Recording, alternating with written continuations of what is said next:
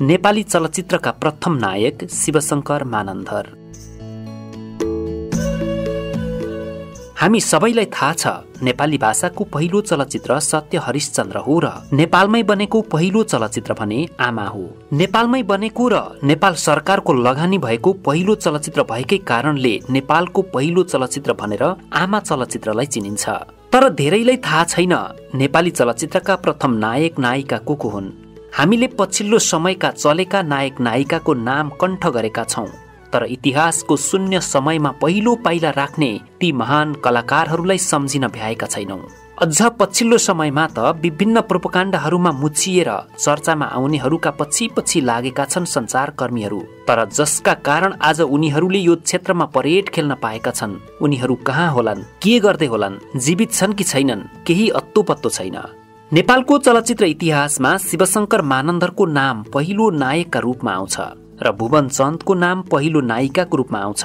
विक्रम सम्वत 2022 साल असोज 15 गते प्रदर्शनमा आएको नेपाली चलचित्र आमामा नायकको रूपमा थिए शिवशंकर मानन्धर र नायिकाको रूपमा थिइन् भुवन चन्द। यो भनेको झण्डै 6 दशक पहिलाको कुरा हो। शिवशंकर मानन्धर अभिनेता भन्दा धेरै नेपाली संगीतका महान संगीतकार थिए। दर्शकवृन्द, हामीले आजको यो सामग्रीमा नेपाली चलचित्र इतिहासका पहिलो नायक तथा महान संगीतकार उनै शिवशंकर मानन्धरका बारेमा वर्णन गर्नेछौं। यो सामग्रीलाई अन्तिमसम्म हेरेर प्रतिक्रिया गर्ने र श्रोता दर्शकसम्म पुर्याउने दायित्व भने तपाईहरूलाई छोड्दैछौं।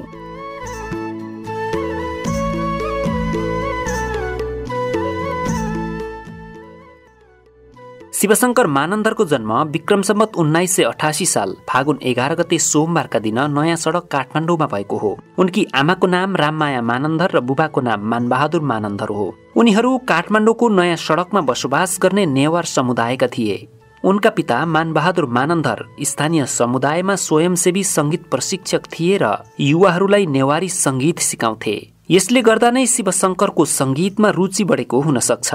तर दुर्भाग्य, उनका पिताको उनी सानो छँदा नै मृत्यु भयो। माध्यमिक शिक्षा पूरा गरेका शिवशंकर मानन्धरले प्रतिष्ठित गायकको रूपमा स्थापित भएपछि मात्रै संगीत शिक्षा प्राप्त गरेका थिए। विक्रम सम्वत 2031 सालमा उनले काठमाडौँमा अवस्थित कलानिधि इन्दिरा संगीत महाविद्यालयबाट भारतीय शास्त्रीय संगीतमा स्नातक तह उत्तीर्ण गरेका थिए। सानै उमेरदेखि गीत संगीतमा गहिरो अभिरुचि राख्ने शिवशंकरले रेडियो नेपालको स्थापना कालदेखि नै संगीत यात्रा थालेका थिए। शिवशंकर रेडियो नेपालको प्रारम्भिक कालदेखिकै संगीतकर्मी हुन्। मिठो स्वरका धनी शिवशंकर मानन्धरले गाएका थुप्रै गीतहरू लोकप्रिय भएका छन्। उनी आफै कुशल संगीतकार भएकाले प्रायजसो अरूको संगीतमा गीत गाउन मन पराउँदैनथे। शिवशंकरले गाएको पहिलो गीतको बोल अभाव तिम्रो खड्किन्छ थियो। उक्त गीतका रचनाकार नेपाली गीतका अर्का इतिहास श्यामदास वैष्णव हुन्। तर त्यतिबेला गीत रेकर्ड हुँदैन थियो, स्टुडियोमा प्रत्यक्ष प्रसारण हुन्थ्यो। उनले आफ्नै स्वरमा रेकर्ड गराएको पहिलो गीत भने यो खोलाको धमिलो पानी बोलको गीत थियो। उक्त गीतको रेकर्ड भारतको कलकत्तामा भएको थियो। शिवशंकर मानन्धरले प्रेम प्रसङ्गयुक्त गीत, भजन, वियोगान्त गीत तथा देशभक्त झल्काउने गीतहरू लेखेर सङ्गीत गरे। उनले सिर्जना गरेका संगीतको संख्या सरदर 1200 नाग्छ। उनले आफ्नै संगीत र आफ्नै स्वरमा करिब 300 भन्दा धेरै गीतहरू गाएका छन्। रेडियो नेपालको कार्यकालमा मानन्धरले तारादेवी, मीरा राणा, निर्मला श्रेष्ठ, ज्ञानु राणा, अरुणा लामा, कुन्ती मोक्तान, गंगा मल्ल, पुष्प नेपाली, नारायण गोपाल, प्रेमध्वज प्रधान, योगेश वैद्य, उदित नारायण झा, ध्रुव केसी, मणिक रत्न, दीप श्रेष्ठ, भक्तराज आचार्य, बच्चु कैलाश, रुबी जोशी र दीपक बज्राचार्य लगायत कैयौं लोकप्रिय नेपाली गायकहरूका लागि संगीत रचना गरे। उनले राममान त्रिसित, किरण खरेल, भावुक, यादव खरेल, लक्ष्मण लोहनी र मबिबी शाहका शब्दहरूमा संगीतको रचना गरे। आफ्नो 50 वर्षको कार्यकालमा उनले नेपाली संगीतलाई स्वर्ण युगमा पुर्याउन ठूलो योगदान दिएका थिए।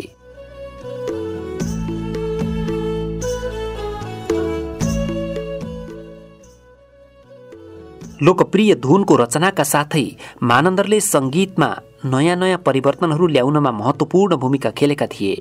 वाद्य यन्त्रको अभावमा पनि कसरी लोक संगीतको रचना गर्ने भन्ने विषयमा गहन अध्ययन गरेका थिए। उनले प्राचीन नेपाली संगीतको शैलीमा पप संगीतको मिश्रण गरी नयाँ शैलीको संगीतको परिचय दिएर नेपाली संगीतको आधुनिकीकरण गरेका थिए।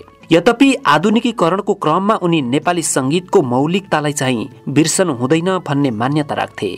शिवशंकर मानन्दरले विक्रम सम्वत 2021 सालमा नेपाल सरकारद्वारा निर्मित प्रथम नेपाली चलचित्र आमामा लाहुरे दाइको भूमिका निर्वाह गरेका थिए र अरू 2-3 वृत्तचित्रमा पनि उनले अभिनय गरे।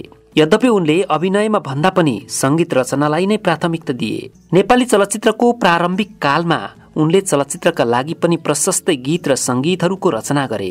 नेपाली चलचित्रमा पहिलो नायकका रूपमा प्रवेश गरेका शिवशंकर मानन्दरले मनको बाँध, कुमारी, 25 वसन्त, शान्तिदीप लगायतका केही चलचित्रहरूमा संगीतकारका रूपमा काम गरे। यी चलचित्रहरूमध्ये उनलाई मनको बाँध, 25 वसन्त, शान्तिदीपमा नातिकाजी श्रेष्ठले सहयोग गरेका थिए र कुमारी चलचित्रमा चन्द्रराज शर्माले सघाएका थिए। गायकका रूपमा नेपाली चलचित्रमा उनले आमा चलचित्रमा आफ्नै लागि पार्श्व गायन गरेका थिए। यसरी आफैले अभिनय गरेको दृश्यका लागि आफैले गीत पनि गाउने उनी नेपाली चलचित्र उद्योगकै पहिलो व्यक्तिका रूपमा चिनिन्छन्। विक्रम सम्वत 2007 सालमा शिवशंकर मानन्दरलाई नेपाल सरकारको स्वामित्वमा सञ्चालित रेडियो नेपालमा प्रसिद्ध नाटककार बालकृष्ण समद्वारा नयाँ गायकहरूलाई प्रशिक्षण दिने र रेडियोमा प्रसारण हुने गीतहरूको निरीक्षण गर्ने काममा नियुक्ति गरिएको थियो। सहकर्मी नातिकाजीसँग मिलेर उनले रेडियो नेपाललाई आधुनिक नेपाली संगीतको रचना स्थल बनाए। यसरी स्थापना कालमै रेडियो नेपालमा प्रवेश गरेका उनले देशीयता विक्रम सम्वत 2049 सालसम्म लगातार 41 वर्ष सेवा गरे। त्यसैगरी उनले 2043 सालदेखि 2047 सालसम्म तत्कालीन रत्न रेकर्डिङ संस्थानको अध्यक्ष एवं महाप्रबन्धकको पदमा रही नेपाली संगीत क्षेत्रमा योगदान गरे। उनको जीवनमा सबैभन्दा नजिकका साथी थिए नातिकाजी श्रेष्ठ। जागिर पनि सँगै र काम पनि उही भएका कारणले उनीहरूको आजीवनको मित्रता र सहकार्य उदाहरणीय छ।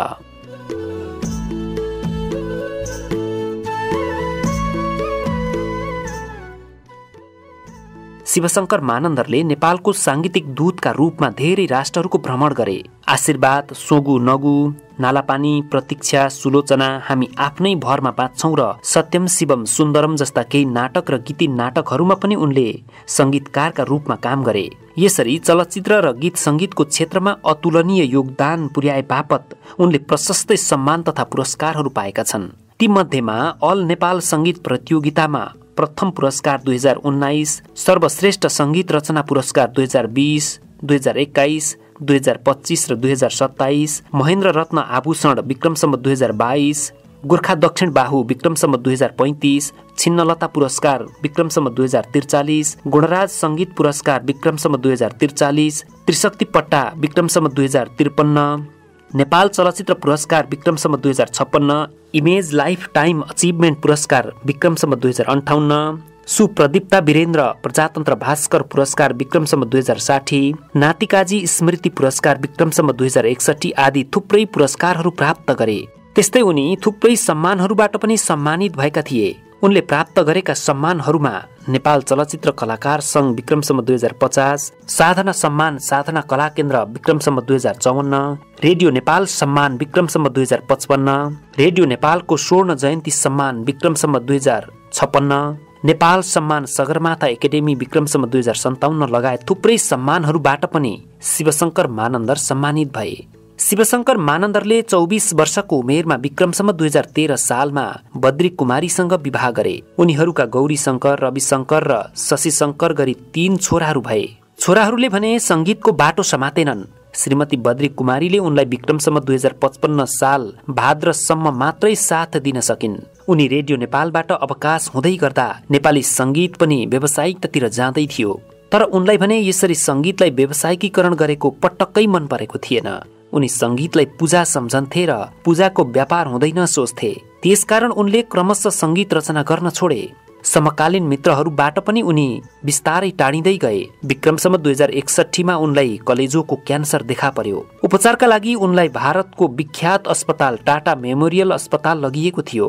त्यहाँबाट केही स्वास्थ्य लाभ गरी फर्केका शिवशंकर मानन्दरको 72 वर्षको उमेरमा विक्रम सम्वत 2061 साल कार्तिक 21 गते निधन भयो। नेपाली कला र संगीतका साधक शिवशंकर मानन्दरको आत्मालाई सधैँ शान्ति मिलोस्। भावपूर्ण श्रद्धाञ्जली।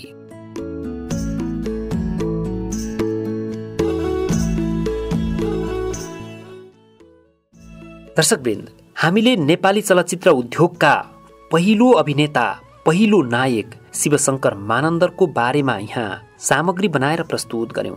उनी कहाँ जन्मिए, उनी कसरी कला क्षेत्रसँग जोडिए, उनी कसरी चलचित्रको पहिलो नायक भए आदि इत्यादि कुरा यहाँ प्रस्तुत गर्यौं। तपाईहरूलाई यो सामग्री हेरिसकेपछि कस्तो लाग्यो? तपाईहरू ककसले शिवशंकर मानन्दरले रचना गरेका संगीतहरू सुन्नु भएको छ। उनले रचना गरेका संगीतहरू मध्येमा तपाईहरूलाई सबैभन्दा मनपर्ने कुन हो? तल कमेन्ट बक्समा अनिवार्य लेखिदिनुहोला। तपाईहरूलाई हामीले बनाउने गरेका भिडियोहरू कस्तो लाग्छ? राम्रो लाग्छ भने लाइक, कमेन्ट र शेयर गरिदिनुहोला।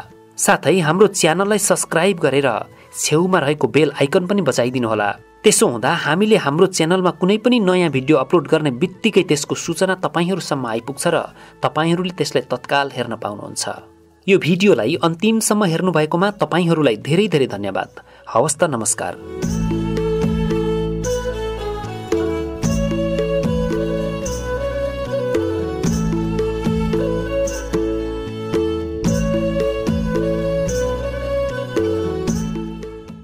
शब्दहरूको जादुमा मनोरञ्जनको सङ्गम, थलैचा इन्टरटेनमेन्ट।